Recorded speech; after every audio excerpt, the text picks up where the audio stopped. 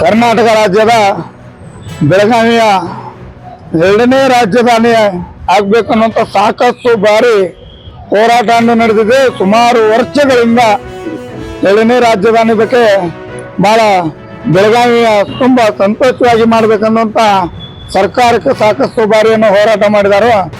ಆದರೂ ಕೂಡ ಬೆಳಗಾವಿ ವಿಷಯ ನಡೆದಿದ್ದೇನೆಂದರೆ, ಮತ್ತು ಮಹಾರಾಷ್ಟ್ರ ಏಕೀಕರಣ ಸಮಿತಿಯ ಇವರು ಪ್ರತಿ ಒಂದೊಂದು ವಿಷಯವನ್ನು ಹೊರಗೆ ತೆಗಿತಾ ಇದ್ದಾರಲ್ಲ, ನಮ್ಮ ಕರ್ನಾಟಕ ಸರ್ಕಾರ ಇವ್ರ ಮೇಲೆ ನೇರವಾಗಿ ಕ್ರಮವನ್ನು ತಗೊಳ್ಬೇಕು.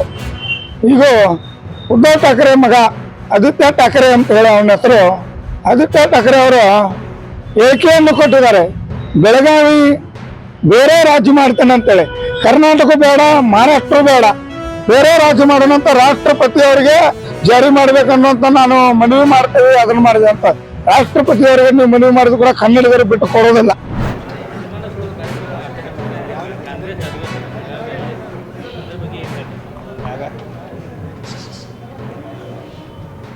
ಇಪ್ಪತ್ತಾರು 27ನೇ ತಾರೀಕಿಗೆ ಏನು 1924ರಲ್ಲಿ ಕಾಂಗ್ರೆಸ್ ಅಧಿವೇಶನ ಇಲ್ಲಿ ನಡೆದಿತ್ತು, ಆ ಇತಿಹಾಸವನ್ನು ಮೆಲುಕು ಹಾಕ್ತಾ ಮತ್ತೆ ಐತಿಹಾಸಿಕ ಸಭೆಗಳಾಗಬೇಕು ಅಂಥೇಳಿ 26ಕ್ಕೆ ನಮ್ಮ ವರ್ಕಿಂಗ್ ಕಮಿಟಿಯನ್ನು, ಕಾಂಗ್ರೆಸ್ಸಿನ ವರ್ಕಿಂಗ್ ಕಮಿಟಿಯನ್ನು ಇಲ್ಲಿ ನಿಯೋಜಿಸಲಾಗಿದೆ. 27ನೇ ತಾರೀಕಿಗೆ 1924ರ ಆ ಒಂದು ಕಾಂಗ್ರೆಸ್ ಅಧಿವೇಶನದ ಸವಿನೆನಪಿಗೆ ಬೃಹತ್ ಸಮಾವೇಶವನ್ನು ಏರ್ಪಾಡು ಮಾಡಲಾಗಿದೆ.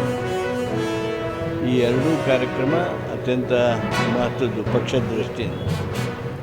ಸರ್ಕಾರ ಅವತ್ತು 27ನೇ ತಾರೀಕಿನಂದು ಗಾಂಧೀಜಿಯವರ ಪುತ್ಥಳಿಯನ್ನು ಸುವರ್ಣಸೌಧದಲ್ಲಿ ಅನಾವರಣ ಮಾಡಲಿದ್ದೇವೆ.